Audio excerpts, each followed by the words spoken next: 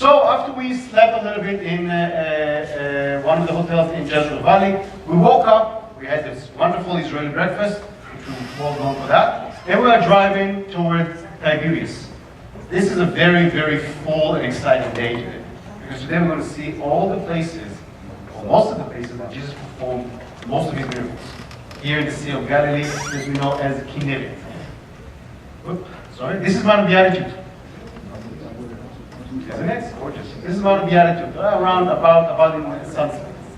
Right behind me, you see the sun when it's coming down. You see two cliffs. You see that? See one here, and another one here. Very, very, very vague. You see that? Yes. You know the Psalm 23. Even if I go in the valley of death, my friends, this is the valley of death. So when you're going to be in the Sea of Galilee, you will be next to the valley of death. The real valley of death from Psalm 23, the one that I recite every Friday. So this is Mount of Beatitudes. Capernaum, the synagogue that we know from the stories that this is the place that Jesus came on the Sabbath Eve. This is actually is a newer one, newer. This is 1,300 years old, and the one before that, the built right underneath that, that's 2,000 years old. You'll be able to go to see the actual house of St. Peter. The actual house. I remember I drove down one of the, I think it was Indiana, I'm not sure, and I saw the house of Thomas Edison. I give a lot of respect to Thomas Edison. But here you can go and see the sign, the house of St. Peter. The real St. Peter. So this is Capernaum. We continue down from Capernaum. We will see the place of Tabgha, the miracle of the loaves and the fish. We'll continue from there, and we'll see the place of the miracle of the swines. When the rain from the cliff, this is a cliff. You see that? From the cliff into the sea? This is it. This is called sea. It's all in the same lake. By the way, Kinneret is 9 kilometers wide, which is about 5 miles wide, and about 13 kilometers long, which is about 9 miles. That's the size of Lake Kinneret, the Sea of Galilee. That is it. We'll continue down and you'll see, this is one of my favorite places in the world. This place is called Yardenit. It's a place that you can go, your groups will go, to renew their baptism. This is the same water and the same river that Jesus was baptized by John. Same place. How incredible this is. Every time I'm there, you fall down to your knees. You really do. It doesn't matter which faith you belong to, if you're Jewish, if you're Christian. It's just mind-blowing. It really is. It's an incredible place. So that is Yardenit. And we'll continue later after Yardenit to one of the nice hotels. This is a picture of one of the hotels, because people ask me, okay, so you saw these beautiful places, where are you going to lodge? Actually, in Tiberias, which is the capital of the Galilee, you have a lot of hotels, which are the chain hotels, the regular chains hotels, but also you can dwell in kibbutzim, in small settlements, small villages around the Sea of Galilee, and stay over there. So the lodging opportunities are immense. This one I took for an example. This is the Scots Hotel. Actually belongs to the Scott Church. Magnificent hotel. That's a 5-star, it's not deluxe, it's a 5-star hotel. Beautiful, beautiful, beautiful place. If you decide that you have a little bit of time, you want to go up to see something completely off the beaten track, you go up to the Golan Heights, and you see these wonderful, wonderful pools, which is next to one of the biggest castles in the entire Middle East. Crystal clear pools, called Sa'ar pools. You continue down, and this I want to share with you something quite incredible. What? Yeah, look at this. I said, what is John Deere doing this, and what's it has to do with the presentation? Apart from the fact that I used to own a John Deere, God bless America for that John Deere. For a lot of things also, but for the John Deere, you guys picked the trophy. Best piece of machinery I ever had in my life. This John Deere is used in a place called Chula Valley. You're going to look at me and say, well, I've never heard of this. There are two main routes of bird migration in the world. The biggest one is above Gibraltar, the other one is above Israel. Why? Because these are geographical land bridge between continents. So you come and say, okay, wonderful, so this is a great place for bird watchers, which can be a high-end clientele.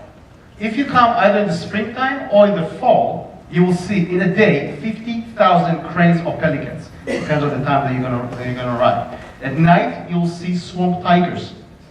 you'll see otters, you'll see a vast amount of animals, because this is their safe haven.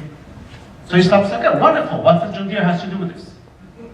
In the 50s, there used to be a huge mini lake over here. You can call it the swamp, you can call it a mini lake, tomato, okay. And they drowned it. They drained it. So what happened was, they planted peanuts over here. And the cranes used to come and eat the peanuts and destroy the crops. So the farmers decided to take their tractor, which was a John Deere at the time, and to take some food away to put the peanuts on the side for the cranes not to go to the crops.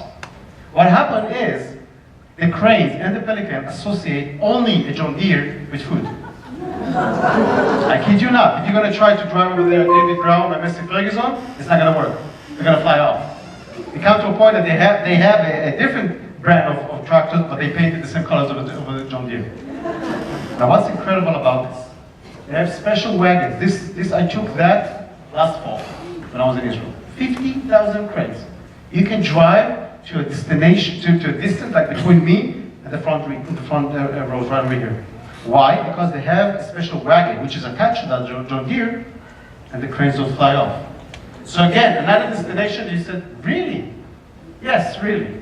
The biggest, one of the largest places for bird migration is Israel. One of the top, this was taken up from the Golan Heights. One of the top, beautiful, and spiritual moments I think a person can have is sailing on the Sea of Galilee. So without further ado, we're going to move to the Sea of Galilee.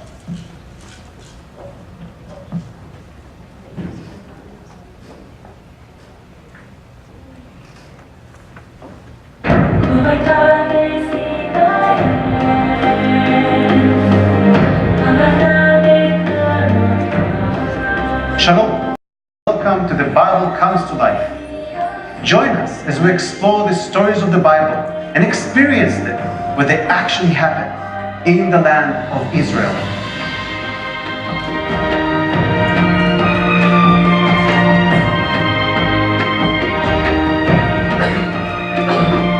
I'm Omer Eshel, Director of the Israel Government Tourist Office Midwest Region, and your host. Today we will talk about what I consider to be one of the most beautiful places in the land of Israel, the Sea of Galilee. This is the place where Jesus encountered his first followers, his first disciples, and where he performed most of his miracles. And today, when you will visit, you can experience the Galilee as Jesus did 2,000 years ago. The Sea of Galilee, which is actually a freshwater lake, is known by a variety of names in the Bible. In the Old Testament, it is called the Sea of Kinneret. In Luke, it is called the Lake of Gennesaret, coming from the Greek version of the word Kinneret. It is the largest lake in Israel, and one of the largest in the region.